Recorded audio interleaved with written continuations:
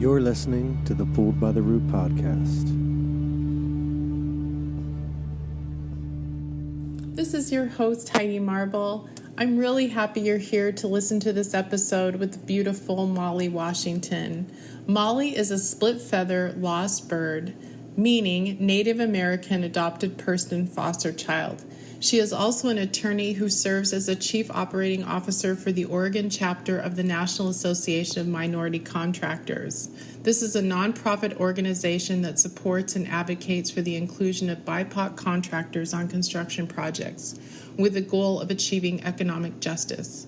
Molly was formerly a construction and transactions attorney who previously served as an in-house counsel for the city of Portland. She currently serves on the boards of the Native American Youth and Family Center, the NAYA Action Fund, and the Safe from Hate Contractor Coalition Steering Committee, as well as the AGC DEI Committee. Molly is married and has 3 beautiful children. This episode speaks to how a crisis can open a window of courage. Molly shares her relentless search for her identity and how finding her truth anchored her spirit. She also speaks to the importance of allowing space for the adopted person to ask questions without shame. A few days ago, Molly sent me a picture of her new split feather tattoo. This powerhouse of a woman has claimed her true self. Enjoy this episode.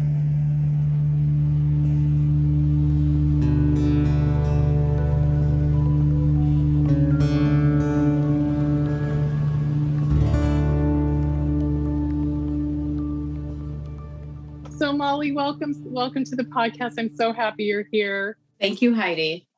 I think we should start at the beginning. Your story is really, really compelling, and there's a lot of questions that I want to ask, but I would like you to start where you would like to share with the people that are listening just a little bit more about, however far back you would like to go. Oh, God. I mean, really, and I'm an adopted person. I'm also a split feather and a lost bird. And what that means is that I'm a Native adoptee, and I'm also a Native foster child. My story starts, I guess for a lot of people, it starts even before we were born, right? When we're in utero.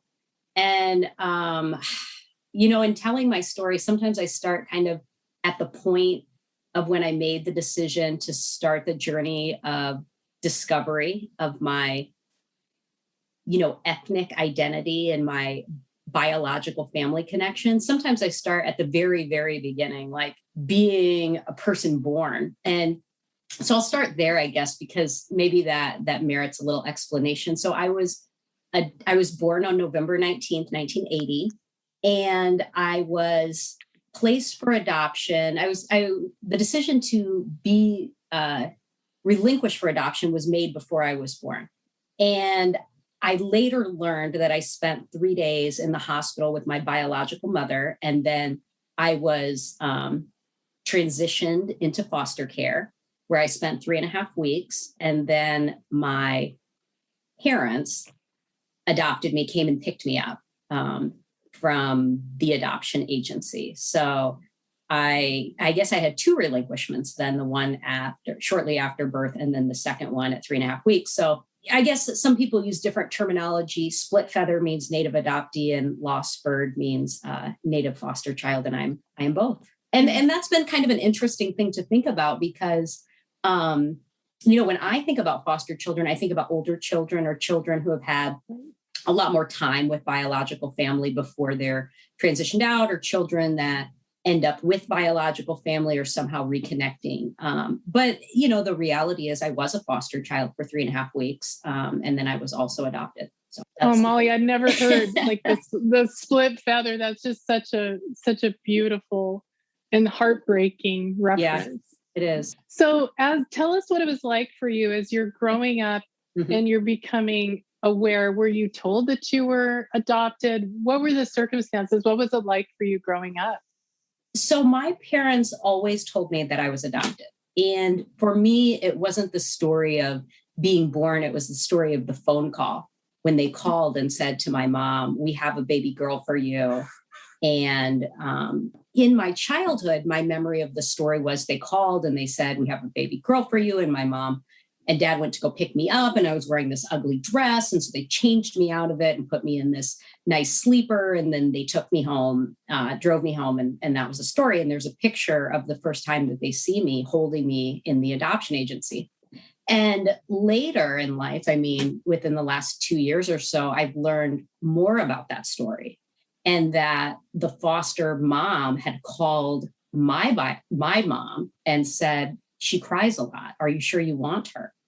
And that when they picked me up, the foster mom didn't stay.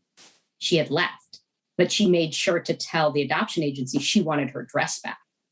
And my mom remembers it, that she thought I cried a lot because the foster mom had been putting me in these little dresses, so that she thought that I was cold. And in reality, I think when I think back on it, I think maybe I was crying because I was trying to tell someone, I know. I'm here, where are you? And and my mom said that when the foster mom told her that, she's like, of course we want her. So when my mom and dad picked me up from the adoption agency, they said they came to get me, and they changed me, and nobody was there. And they were like, okay, well, we're leaving. Bye. And it was like, there was no care or concern for me. And my mom said she fed me a bottle and had me, this is the 80s. So she just has me holding me in her lap on the hour and a half drive home to Waterloo. And that I slept the whole way. And that I wasn't a colicky baby at all. I didn't cry a lot. In her mind, she thought I was just cold. I was just cold. And I needed this warm sleeper that she had brought me.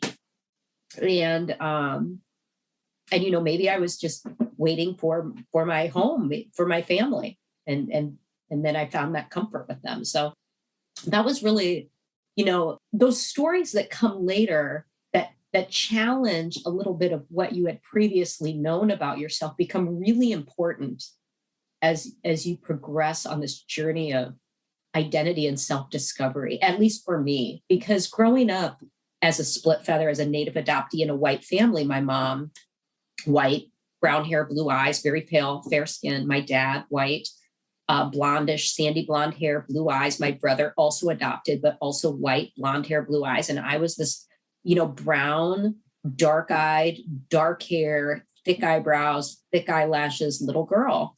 And in some ways out of place. And so I remember very young having people ask me, what are you? And in fact, my best friend, and fortuitously or not, or part of my path, my best friend growing up was Mexican.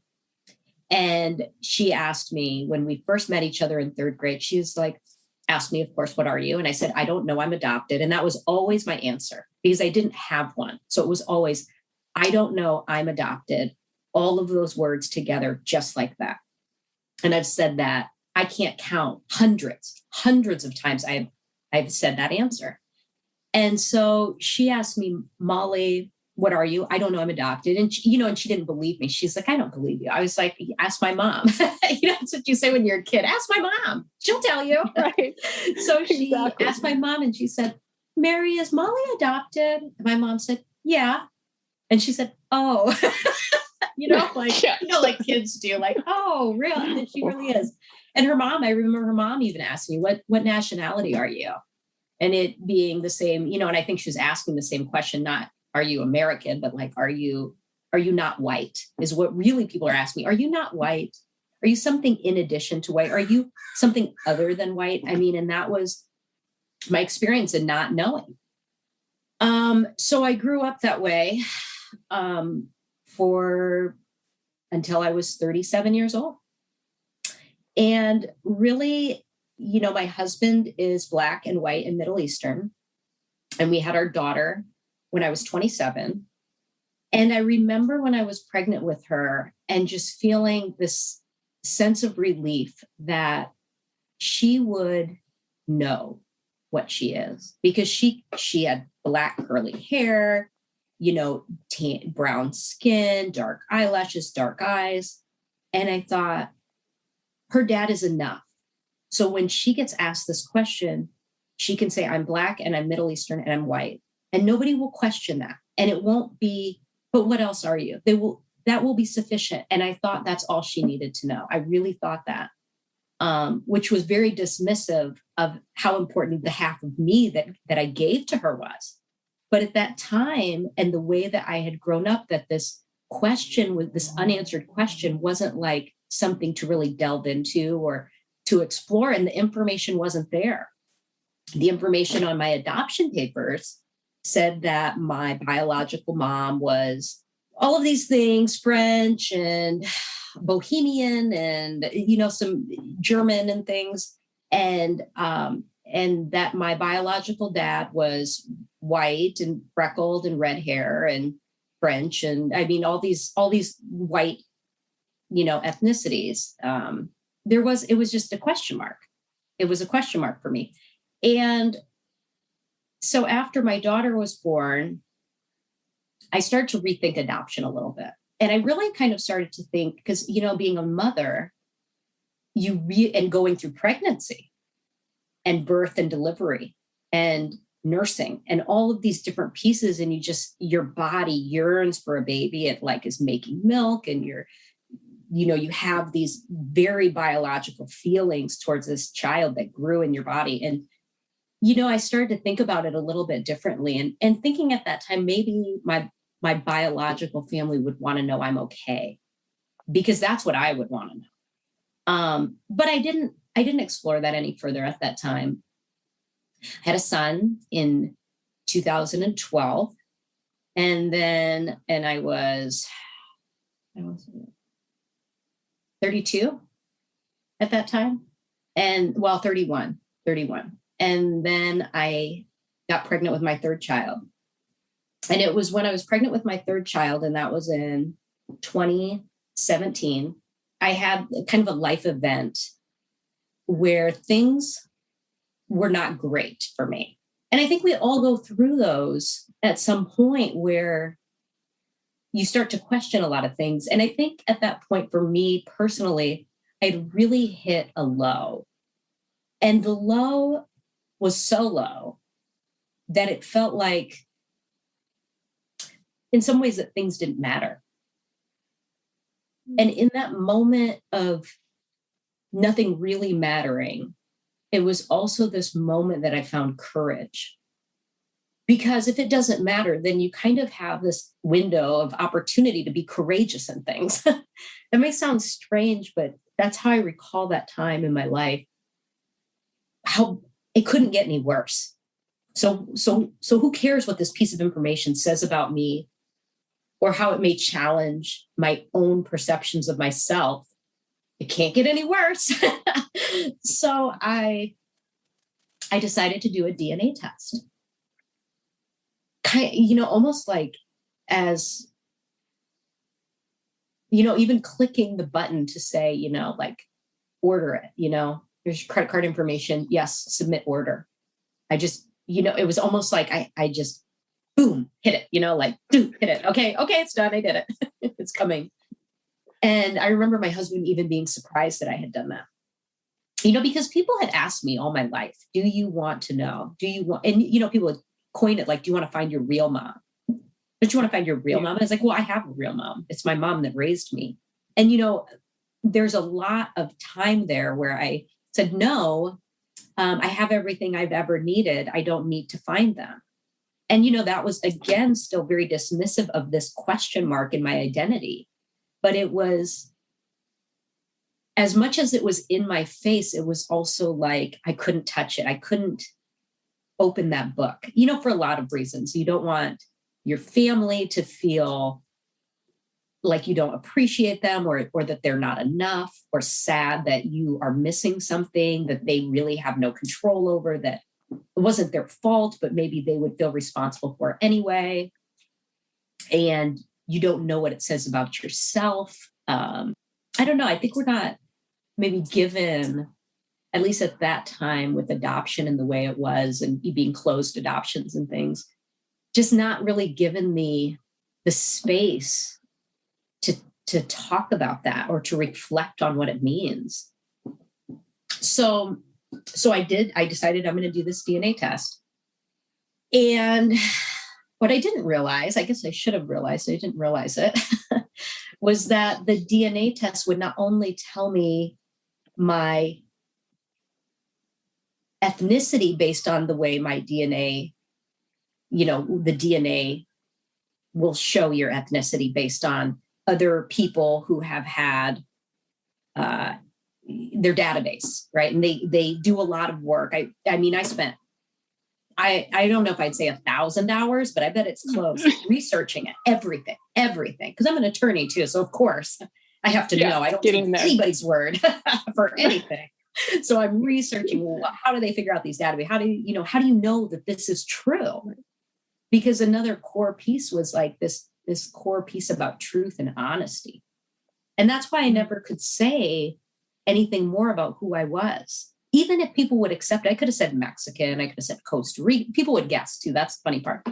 Just say, what are you? I don't know. I'm adopted.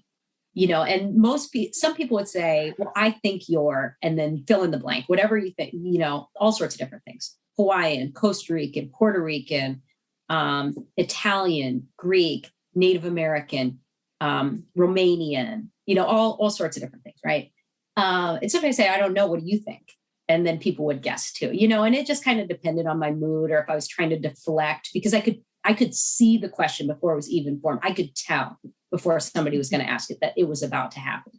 And it would always make me feel a little uncomfortable. I will be honest. It did trigger something that felt, I don't want to say I felt ashamed, but it was close. It was a close feeling to shame, maybe embarrassment, just a vulnerability, I guess. And so I think sometimes I would answer the question to push away from that feeling. So I could push into a different feeling, like, oh, we're having a jovial moment, or, oh, this is a fun quiz show. Like I am the specimen being quizzed, and as an adoptee, I think a lot of adoptees also have a feeling of like being a people pleaser.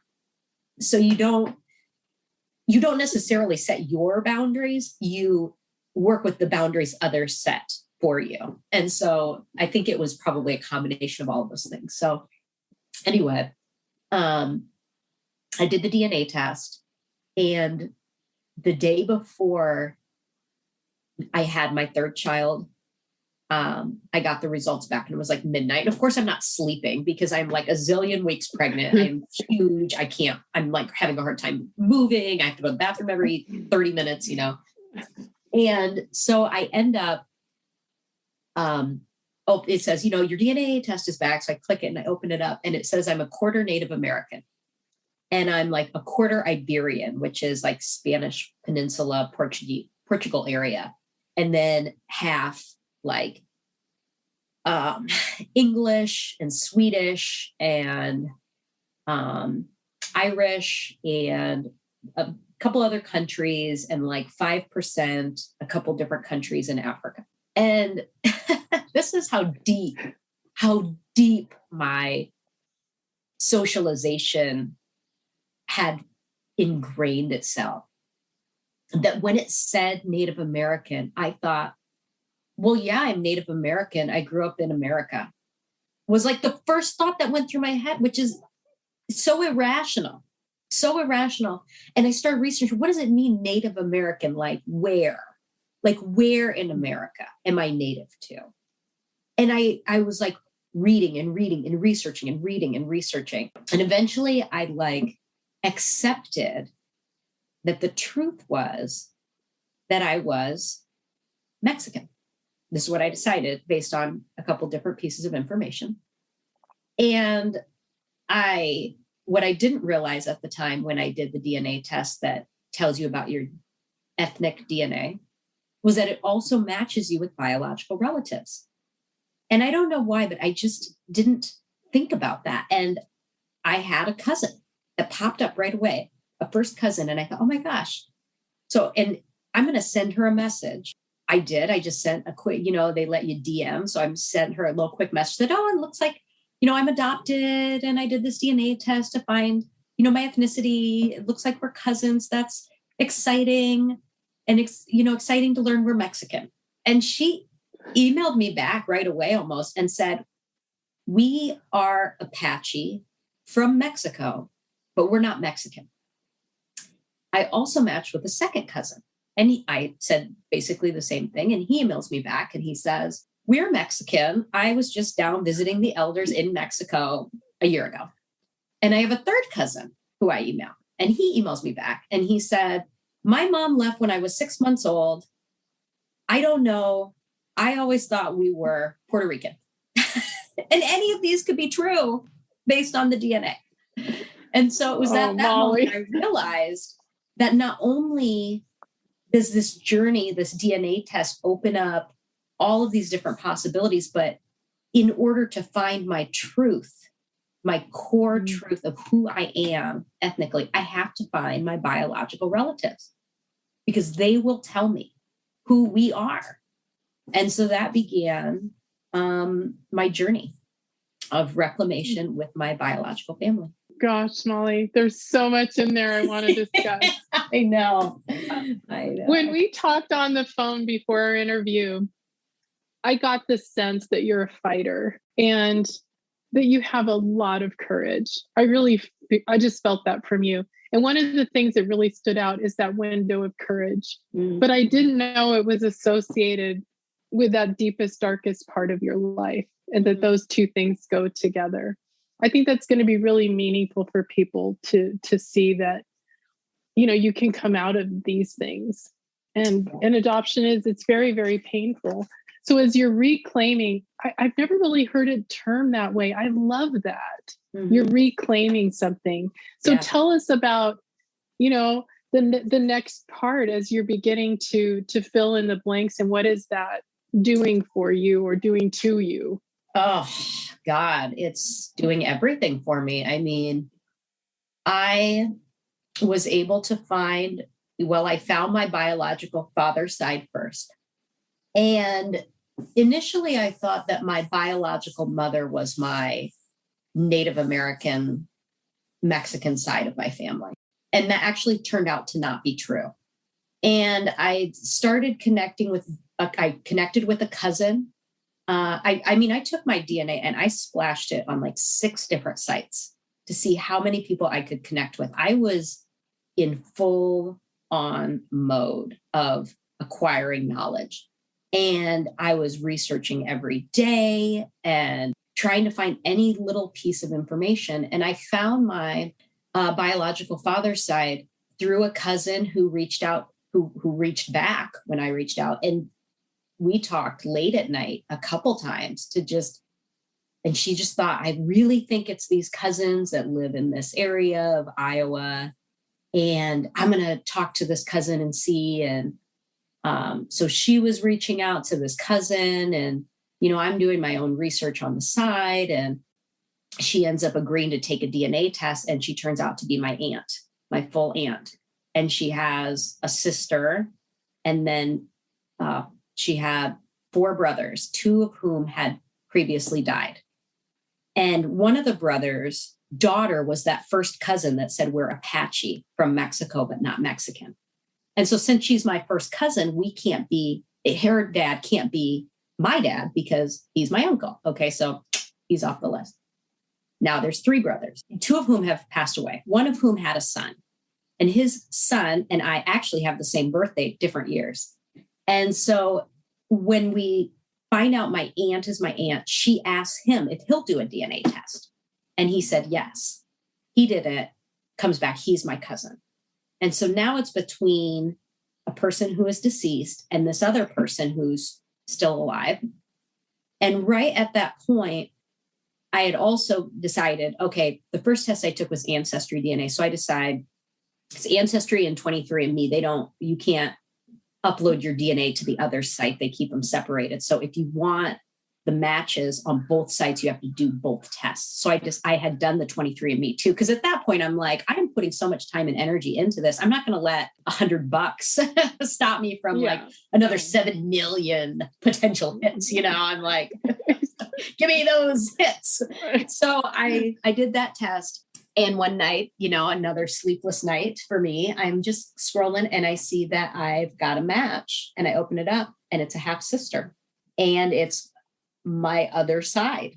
It's my biological mom's side. And I can tell this because she has no native DNA. And that's how I started figuring out who was one side or who was the other. If you have native DNA, you're on this side, which we found out was my father's side. And if you don't, then you're on the mother's side. And I immediately start, Facebook stalking her, of course, because that's what you do. And a sister, I had never had a sister. I grew up with a brother and I was like thrilled. I always wanted a sister. So I start Facebook stalking her and then finding her mother and then trying to figure out if the mother that I found that I think is her mother is her biological mother or not, because she could be adopted too, right? We don't know. And I end up getting enough information that I'm fairly confident this woman is my biological mother. In fact, what I did is I went through her Facebook page and it was open. So I'm just looking through pictures and I find this one picture and it's her mother when her mother was young with my biological mother and her siblings, and her mother and I had enough resemblance that I was like, yeah, this is my biological family. So I sent her a Facebook message because, well, how else do you reconnect but via Facebook? This could be like a Facebook ad. I mean, and it was like, what do you say? And here is the interesting thing. I don't believe in coincidence because I had so many things happen during this entire process that made me realize that coincidence could not be possible. So I just believe that there is a path and we're on it and it will interconnect and weave in ways that at the time maybe don't make sense, or maybe you can't see the connection, but at some point you look back and it makes complete sense. Of course, that's what happened. Of course, that's where I was supposed to be. Of course, that's who I was supposed to connect with. At that time, I was working at the city attorney's office and my legal assistant was also adopted. And she had been through her own reunification. And so I was talking to her quite a bit about it. We were very close. And so I sent my biological mother a message on Facebook. I think it was like a Friday afternoon, just saying kind of the things that I guess you would want to hear if you had relinquished a child for adoption, that I'm fine, that I had a happy life, that I have beautiful, wonderful parents who taught me everything, that I'm grateful to the choices that she made. And it was right before Mother's Day. It was the Friday before Mother's Day. And I sent it, and it was like when I clicked the submit order button for the DNA test, it was just like, okay, it's done, it's gone, it's out. And I went and talked to my legal assistant after that. And I said, and she's just like, did you send it? And I was like, I sent it. And she just looked at me and she said, I hope she responds. And then we just hug, then we start crying. And they were like hugging and they were like, okay, goodbye. Like, let's go. Like, we can't sit here and cry all day. And so we went to, my daughter had something about her school. And I get a message back on my Facebook and it says, I got your message. What's your birth date? And I said, my birth date. And then she said, it's you. And then, and then of course, we're texting back and forth and she's crying, telling me she's crying and she's with her mom because she's graduating from college the next day. And that was something in her adoption papers that she wanted to finish college. And so then she finished college the day, graduated the day after I find her, which is 37 years later. And we ended up, talking a lot that weekend. And I asked her who my biological dad was at that time. She did not want to tell me, and eventually did tell me it was the brother who had passed away. And what I found out later on was that she had purposefully, I want to say this in a way that's sensitive, but accurate, right? Because it's my truth too. It's her truth. I know. But it's mine also. Substituted. She had purposefully substituted a white man on my adoption paperwork because she didn't want his family to have any claim to me. She didn't think I would be safe, and she didn't think his family would be safe. But what that effectively did was erased any knowledge, at least on paper, of my heritage, my culture, my ethnicity.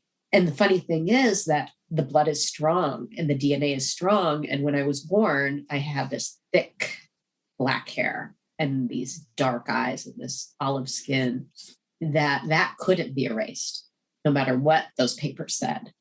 So my relinquishment was not only a severing of ties to my biological family, a family that didn't get to choose, because she got to choose, her family got to choose, right? Her parents didn't support her pregnancy and they said, we won't have anything to do with it, or you, or whatever. And they stood by that. I talked to her mom, after I found them and just asked her, did you have any regrets or feel like you? And she still stands by it. What would the community have thought of me if this, it's that kind of mentality? And you just think, so are you still in contact with those people? Like, do those people give a shit about your life or what has become of you? Like, and that you're going to cut out a whole person because of what people think or don't think? Why do you think they care so much? I don't, that's not my reality. So I don't know. But, a family that didn't get to choose and an erasure. Because if you think about it, one of the things was I was adopted through Catholic Charities, and my biological mother was very surprised that I was raised Lutheran. And she wanted apparently me to be Catholic or raised Catholic, or that was somehow important to her. And it's interesting, the things that people hold on to or think they have control over that are important to them. It wasn't important enough for me to know that I was Apache and Mexican. She didn't even know I was Apache. That was a surprise to her. So this could have been completely erased, right? She knew that my biological family were Mexican. My Apache heritage was hidden from me, stolen from me, really, taken from me. My Mexican heritage taken from me. And for a long time. And it was, and for my children, because you can imagine that I thought it was okay. They only knew this one half, but think of how important those other halves are, those other pieces of who they are. And my daughter loves plants. She's always been very in tune with nature. And where does that come from? And the other pieces of who my children are and where those traits come from. It's not just from one parent's set of DNA. It comes from both. And so you asked at the beginning of this question, what has it done for you? Well, it's completely opened up my world in the most amazing and miraculous of ways, to feel grounded in something that is connected to you, to feel at home, to feel a comfort. Because when you go through life with this question mark, you never feel like you fit. You always feel like on the outside of everything, like there's this bubble and you're kind of looking in. And I think a lot of adoptees feel that way. I connect that in some ways to the adoption experience, but also to this experience of not knowing this piece that was very important. And then also to be able to reconnect with a community that I can serve and give back to. So I'm the chair of the Native American Youth and Family Center. And when they asked me to be chair, I said, I need you to know how my identity came to be, because I don't want to portray something I'm not. And it's interesting because Native people are always fighting for their identity. So my fight is as much part of the Native story as any other Native person's. We're always fighting for our identity, to be seen, to be counted, to be included, to be validated. And it's, so when I was asked to be chair and I shared my story and they said, you are as much one of us as anyone. You're not tribally enrolled. That doesn't make you less Native. And so to really find a home where I could share who I am and do so with dignity and pride, because, going through that experience, as painful as it was, I wonder sometimes, will I ever share it and not cry? And I've thought a little bit about that because there's different parts that really are triggering. And I ultimately kind of landed on the fact that I may always cry, but maybe that's always just supposed to be part of the story. So yeah, I've been very fortunate to have been able to reconnect and reclaim as much as I've been able to reclaim in as short amount of time as I've been able to do so. A lot of reading, a lot of reading, a lot of research, trying to learn about the community, learn about language, learn about food, learn about tradition, learn about land, learn about history, and then share that with my children. And we were walking yesterday and there was 2 bald eagles circling over us in inner city Portland, which is just a strange thing to see. And I looked up and what are those? And my youngest, who's almost 4, is like, those are eagles. They're white and brown. I said, that's right. Those are really important. Those are very special birds to us. And we're very lucky to see them. And that's, a sign that things are going to be okay. And, to be able to share some of these pieces that I'm learning with them. And maybe they'll feel more comfortable in it, that it is theirs and that it's really, truly, part of who they are, as opposed to me, where I'm just still having to fight to feel comfortable. It's a fight worth engaging in every single day, because it's a gift. It's a gift too. It really is. Molly, thank you for sharing so many personal details. I would just love if you could speak to the people that are in pain, that maybe haven't reclaimed. There's so much loss in adoption, so much loss. And a few points that you spoke to that I'd like you to kind of circle back to. When you talked about when you're caught in this conundrum of like a no-win situation. If I seek, I'm going to hurt. And when you make that bold step, you go through that window of courage to find out there's going to be damage done. And I think reunion is so complicated. Yeah. And what advice would you give to those who are, I know it's a hard one. Yeah. But when people are seeking their answers, like one of the pieces of advice I am giving now is I went into it like intense and I wasn't really prepared. I didn't anchor myself. I don't know if it's possible to even anchor yourself enough for such a thing, but any way we can help the people, let's try. Honestly, I think you have to center yourself and recognize and honor that we adoptees were and are the most vulnerable in that experience. And in recognizing that, we have to do what needs to be done for ourselves. We didn't have a choice. I know. We didn't have a choice. We were passed from one to another, maybe to another again. We were maybe given information, maybe not. Maybe we were given inaccurate information. And through all of this, we were babies, we were children. We were relying on people to do what was in our best interest. And sometimes what was done wasn't necessarily in our best interest. It was in the interest of the people acting. And so I think it's really for our baby selves, for our child that lives within us, that's still fighting to be seen. As adults now, it's really our responsibility to go back and to do what needs to be done for that inner child, whatever that may be. Just listen to what they need, listen to their voice, and honor them by acting courageously.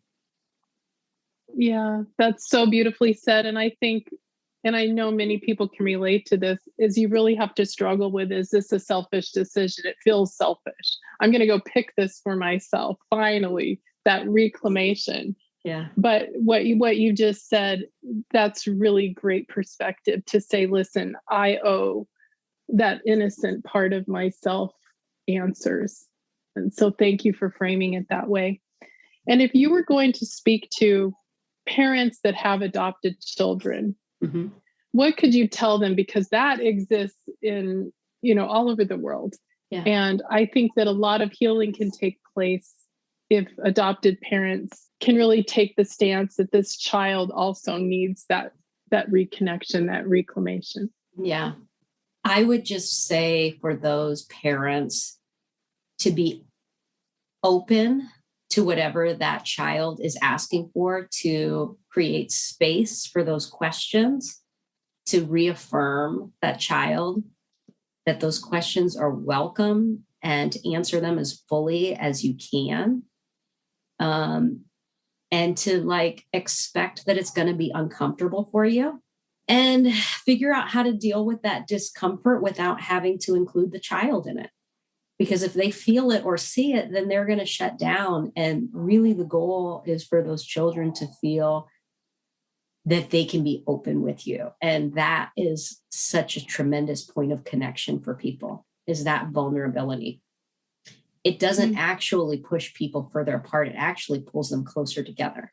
It's an opportunity. It definitely pulled me closer to my parents, for sure. I mean, my dad said something when I first found out about my ethnicity before I found my biological family. He said, well, that wasn't what the adoption papers said. And I kind of just said, oh, well, I don't know. That's what it said on the DNA test. And later he came back to me and he said, you know what? You believe that test. You believe, if that's what it tells you, you believe it. And if, I don't know if he had done some research or if he just thought more about what he had said, or maybe my body language suggested something, but that was very reaffirming for me to hear him say, believe those things that that test is telling you about who you are. And my mom and I had a long conversation one night too about, some of the things I experienced growing up that she wasn't aware of. And, and I asked her, did anybody ever ask you though? Did people ever come up to you? Because they came up to me all the time. She's like, no, not really. She's like, your grandma's dad was very dark complected. And, it wasn't something we really thought much about, and I think, when you have, love blinders on, maybe you just, maybe don't see those things or don't think about those things, or maybe, I don't know, there's probably a lot of reasons, but I remember having questions and never, it's just hard because for everybody, I think it's hard. Probably hard for the parents to figure out how to bring it up or to make space, hard for the child to figure out how to bring it up or to, raise the questions that are deep inside. Easier to just push them down and pretend that they don't exist and just move forward, but they're in there and they'll come back. So. Oh, they will with a vengeance, Molly. And as we wrap this up, I'm just going to be spontaneous here. I want you to put your lawyer hat on. Wait, I thought we were already being spontaneous. Were we not being spontaneous already? No, this is next level. Oh, goodness. Level. Oh, gosh. So, okay. Prepare myself. I am as a lawyer, let's say you're walking into a courtroom and you're going to argue the case for all the adopted people in the world, and society is sitting there. What do you want them to know? How can you compel them to truly understand the truth? Because that is really what we're up against. Society believes in a narrative that this is a fairy tale. They don't acknowledge the loss. Because we need to change the mind and change the laws and work on getting birth records open and to know. I mean, that's a whole nother podcast, girl. But, Iowa just passed theirs. And I actually did do some advocacy on behalf of opening up original birth certificates, the unamended versions. And they did just pass that. And so in January, I'll be able to get mine. Which is important to me, even though I know who my biological family is, it's important for me to have that document. It's my right. Important. It is your right. And I think society just don't understand. It's tough because people tend to believe what they want to believe. And if your truth doesn't align with what they want to believe, it's very easy for people to dismiss that. And the adoption industry makes a lot of money, and we know capitalism is part of that.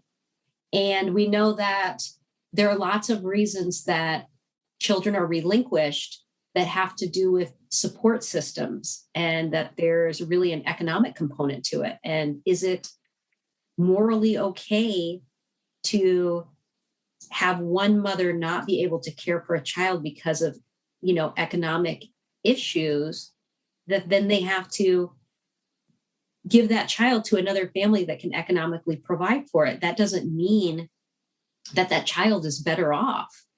It just means they have some economic supports, but there is loss as well, and it's not accounted for in the transactional equation. And so I guess I would say, look at all of the things in the transactional equation to see if this is really in the best interest of the child, not just what you want, not just having economic supports, but all of the other factors that we, the adoptees, are telling you matter, all of the other pieces of value.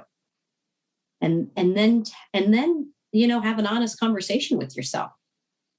I think for me, and I don't want this to feel like it's me saying this is true for all adoptees. It's not. This is for me personally. For me personally, this path that I'm on was the path I was always supposed to be on. I was always supposed to be relinquished, to be raised by my parents, to eventually find my way back to my tribe, to learn these things about my identity, so that as I move forward in life, I can continue to do the things that I do to advocate for communities of color with a deep empathy for those communities that are still fighting for their sovereignty, for their right to claim who they are, and their personhood. So I believe that this was part of my journey because it was part of what I'm supposed to live and to know as I give back in service to others.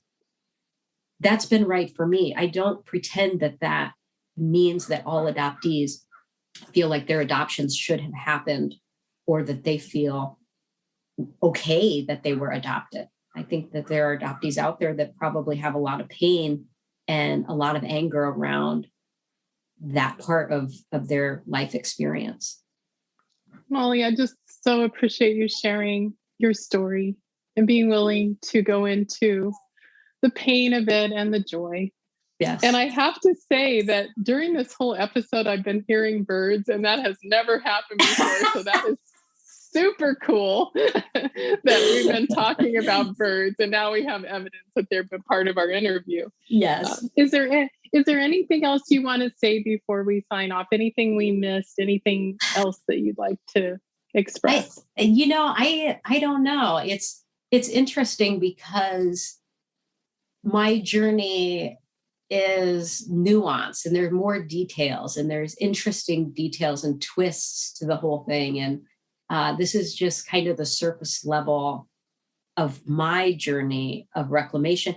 And in fact, this is a journey I will be on the rest of my life, and I will never get to the end of this. And that's okay. I'm grateful. I am grateful to be on this journey. I'm grateful that it's come at this time in my life. What an experience. What a gift. Oh, Molly, thank you. Thank you.